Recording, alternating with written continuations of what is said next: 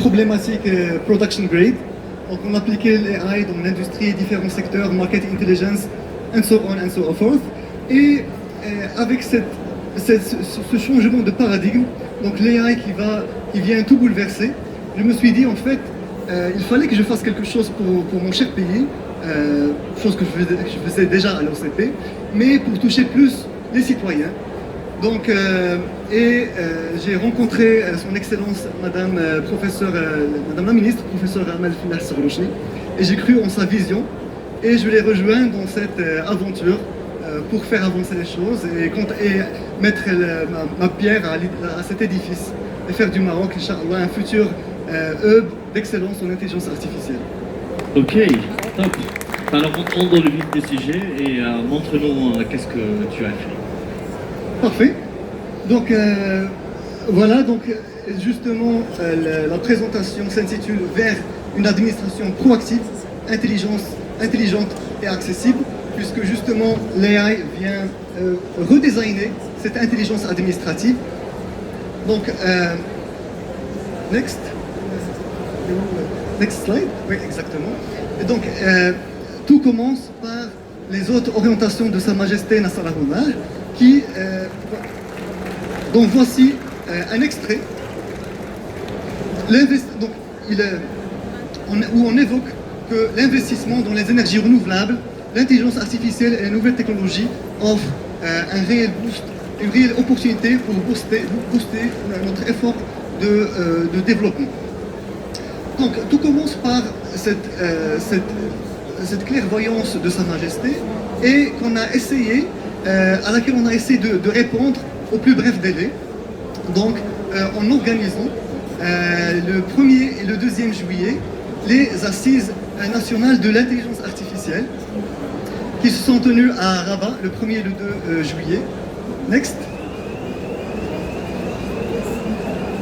Où on a pu réunir plus de 2500 participants, différents experts, start-up, chercheurs, universitaires, penseurs, diplomates, pour aboutir à une vision commune de cette intelligence artificielle.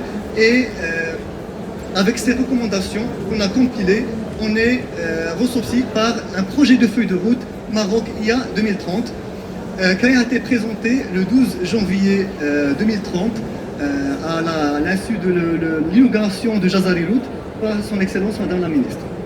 Next.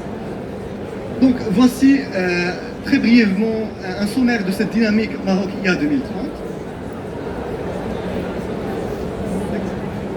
Alors la vision, c'est de faire du Maroc un hub d'excellence pour l'intelligence artificielle et les sciences de données.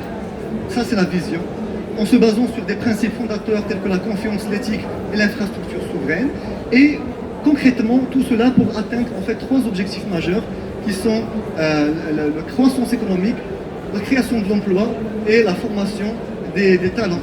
Donc 200 000 talents en digital. Alors pour arriver à ces objectifs et les concrétiser, 3 socles stratégiques ont été identifiés.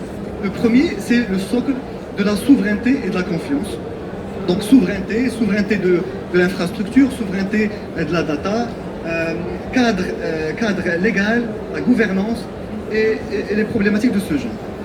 Le deuxième socle, c'est le moteur d'innovation et de compétitivité, dans lequel des programmes structurants tels que le développement de technologies souveraines, donc on ne va pas subir l'IA, on ne va pas être un consommateur de l'IA, mais un producteur de l'IA, et bien sûr le développement de capital humain, puisque sans talent, il n'y a rien, la souveraineté, elle va être juste illusoire, et bien sûr le financement de la deep tech. Et enfin le dernier socle, c'est, en fait on ne veut pas d'une IA vitrine, on veut une IA avec impact, et adoptée, et avec un rayonnement au-delà des frontières marocaines, pour aller vers la coopération régionale et la diplomatie numérique. Abdelrahman, ici, la stratégie repose sur 3 socles. Si on peut revenir, s'il vous plaît, sur le slide d'avant. C'est la souveraineté et la confiance. Ensuite, c'est tout ce qui est compétitivité et aussi, ensuite l'innovation et aussi, après, c'est la sécurité. Ça, c'est un choix contre-intuitif pour un monde qui veut aller vite. Alors qu'avez-vous mis en place pour tout ça en fait? Qu'avez-vous concrètement, concrètement, qu'avez-vous mis en place? Absolument. Donc, en fait, il faut aller vite, d'accord, mais il faut aller vite, mais de façon très sûre. Et il faut commencer par le commencement, c'est-à-dire les fondations. Et les fondations, c'est justement la concrétisation de cet axe stratégique qui est le socle de souveraineté et de confiance. Il faut commencer par la data, puisque sans data, on peut pas arriver à une souveraineté. Et justement, c'est l'objet de la next slide.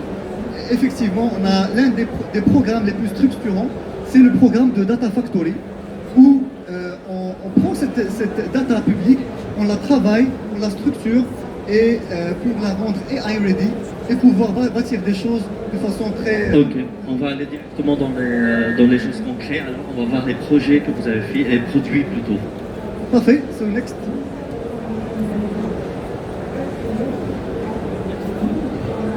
Ah, génial. Il y a des URL, il y a des produits, et voilà. Voilà, donc comme on a dit, le programme structurant qui est la Data Factory, il va se décliner en des projets très concrets. Le premier, c'est Idarati AI. Alors, ça c'était la première accroche, c'est par rapport à la carte nationale qui en fait, c'est une démarche administrative et beaucoup de citoyens ont du mal avec les démarches.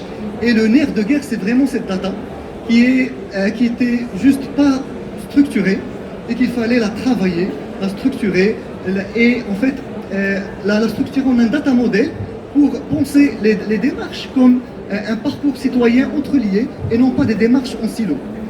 Et ça touche également l'interopérabilité. Et en travaillant cette data, on a pu bâtir des agents AI très très performants et avec un seuil de fiabilité de 96%. Et la solution, elle est déployable sur ce lien en mode test. Elle est déjà déployée? Elle est déjà déployée. On peut la tester à l'espace innovation juste à côté. Okay. Donc, ou même par votre smartphone. Magnifique. Legal Data? Alors, Legal Data, on a appliqué la même démarche de Idarati, mais sur le bulletin officiel qui est la première source légale au Maroc. Donc, le bulletin officiel, c'est un ensemble de PDF avec des textes juridiques. On a extrait ces textes juridiques, on les a enrichis avec un total de 50 000 textes juridiques avec leur metadata, également l'évolution temporelle des textes juridiques. 50 000 textes juridiques. 50 000. Magique. Voilà. Ok. Et Morocco Cloud. Alors, Morocco Cloud. Alors, en fait, avant Morocco Cloud, on va aussi parler de l'Open Data Programme. Oui. Qui en fait, c'est une généralisation. Ok, on a commencé par la data Idarati, la data légale, mais le plus général, c'est en fait toute l'open data. Toute data publique doit être mise en valeur et valorisée et accessible à l'ensemble de l'écosystème pour innover encore plus. J'adore. Et l'Open Data Programme? Alors, c'est exactement l'Open Data Programme. Pardon, Morocco Cloud. Morocco Cloud. Alors, en fait, tenant compte de cette difficulté de fédérer l'écosystème pour avoir cette data exhaustive publique, en fait, le mieux, c'est d'aller directement la chercher d'Internet. Donc, on a bâti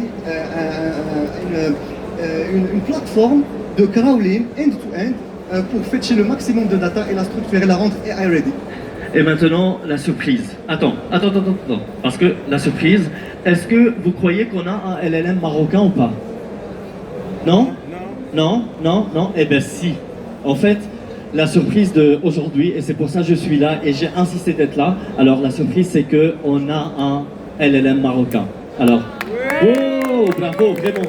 Merci Madame la Ministre et merci à toi parce qu'aujourd'hui il s'appelle J'aime Maroc. J'aime le Maroc, moi j'aime le Maroc aussi. Alors parle-nous de J'aime Maroc s'il te plaît. Alors une fois on a ce socle de data, il faut en faire quelque chose. Et donc l'idée c'est d'être souverain même en termes de modèle. Le premier c'est effectivement le LLM, tout le monde parle de LLM. Donc on a bâti le premier LLM marocain, GEMaroc. C'est une spécialisation du modèle GEMA. Et il a été downloadé en fait 30 000 fois. Il est utilisable par beaucoup de personnes. Donc ça c'est le premier. Le deuxième modèle c'est Isma. Alors pourquoi on l'appelait Isma? Le Is c'est de Whisper. Alors Whisper c'est le modèle de speech de OpenAI. Et Ma c'est pour Maroc. Et le tout c'est notre modèle souverain qui est en fait le plus performant en dirigeant. Il est au même niveau que Gemini tout en étant souverain et 100% moins coûteux. Et il a même battu... Il faut vraiment un applaudissement, mais vraiment fort, parce que je crois que l'Afrique l'Égypte, la Côte d'Ivoire, le Sénégal et tout ça, ils vont prendre ça et ils vont, le Maroc, ils vont tous regarder Rabat dans pas longtemps, vraiment. Parce que J'aime Maroc, Isma et tout ça, c'est les premiers LLM africains. Falcon était aux Émirats, mais aujourd'hui on a J'aime Maroc, on a Isma. Mais est-ce que Mistral, c'est ça qui est derrière ou... Non, non, non, pas du tout. C'est une production 100% in-house avec nos chers talents. Donc ils sont là dans la Encore un salle. applaudissement s'il Veuillez vous vous plaît lever. pour les talents qui sont derrière, c'est ça. Applaudissements à notre chère équipe. Oh, bravo. Chère équipe, levez-vous. On est une trentaine de personnes et... Merci beaucoup, merci d'exister en tout cas. Venez si vous voulez, venez. Les filles, On va voir les équipes, les filles, j'adore. Le leadership féminin aujourd'hui, c'est génial. J'adore, franchement j'adore. bravo. Comme ça, vous allez voir qui est derrière. Ah, ben là, les garçons, magnifique, venez. Encore des garçons, yallah. Regardez cette équipe qui a construit, et vraiment, demain, vous allez voir le nom du Maroc. Ben déjà, il est, alhamdoulilah, alhamdoulilah, Allah. Et j'adore que J'aime Maroc, il est juste à côté de Sa Majesté. Regardez la photo de Sa Majesté et regardez J'aime Maroc, il est juste là. Mais je vous invite vraiment, si vous êtes des sociétés qui construisent de l'IA, utilisez J'aime Maroc, parce que si vous utilisez Qwen, si vous utilisez Gemma, si vous utilisez n'importe quoi, essayez vraiment J'aime Maroc, parce que j'ai envie qu'on a un LLM qui est vraiment international aujourd'hui. J'ai envie que les États-Unis utilisent notre J'aime Maroc, parce qu'on aime le Maroc. Alors, c'est quoi le sovereign? Bravo, Et enfin, bravo. merci. On va prendre une photo tous ensemble. Venez. Revenez. Avec Abdelrahman au milieu. Alors, venez l'équipe. 1, 2, 1. نرجع شوي. نرجعوا. Ok. Bravo.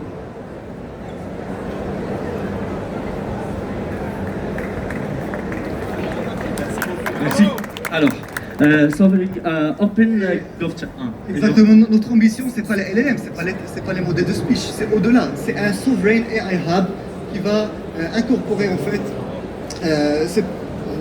l'arsenal de modèles technologiques souverains, modèles de robotique sur tous les secteurs, etc., etc. Alors, et enfin, dans le tout dernier socle de stratégique impact, adoption et rayonnement, puisqu'on veut une AI avec impact qui touche le citoyen. Alors, donc on vous a déjà parlé de Open GovChat, qui est une généralisation de Idarati AI, de Legal AI sur le data public. Il y a le AI Simplif. Alors l'idée, c'est de ne pas en fait digitaliser une logique basée sur des pièces justificatives, une logique archaïque. Non, il faut redesigner l'intelligence administrative et pensée digitale avec l'interopérabilité, l'AI. Un peu le micro comme ça, parce que là-bas, ils n'entendent pas. Ah, exactement, merci. Alors, avec l'interopérabilité, l'AI, on peut en fait redesigner, repenser, restructurer l'intelligence administrative pour arriver à un gouvernement proactif où le citoyen n'a même plus besoin à faire de démarches. Les démarches se feront d'elles-mêmes et voilà, pour un maximum de simplicité. Et c'est là où on voit la différence entre la dématérialisation et la digitalisation. Aujourd'hui, le ministère de la Transition numérique, elle n'essaye pas juste de dématérialiser des process qui existent, elle essaye de simplifier les process. C'est-à-dire qu'elle les digitalise, mais en simplifiant les process qui existent déjà. Et si tu veux, il y a encore des slides. Une toute dernière slide, je conclue. C'est un projet très innovant et qui va vraiment toucher l'écosystème vraiment comme pas possible. C'est la plateforme nationale d'intelligence entrepreneuriale. Oui. Alors c'est quoi l'idée? L'idée c'est en fait, en tant qu'entrepreneur, on se voit, on est face à, on est dans une jungle d'informations. Il est très difficile de pouvoir naviguer cette complexité. On a une fracture de l'écosystème et une complexité juridique et administrative. L'idée c'est de passer d'une information fragmentée à une intelligence décisionnelle, nationale et intégrée. Et donc on voit ça comme une infrastructure nationale unifiant intelligence économique, juridique et institutionnelle. Et ça va être basé sur une approche AI-driven et agentique pour transformer ce journée de l'entrepreneur et faciliter la vie. J'adore. Alors, franchement, comme vous avez vu, elle fait le ministère de la Transition numérique avec son AI leader, elles font de la génération, elles font de l'automatisation, elles font de la prédiction, elles font de la détection, elles font de la prévention. Tabarakallah alaykoum. Merci beaucoup. Les gens dans l'ombre.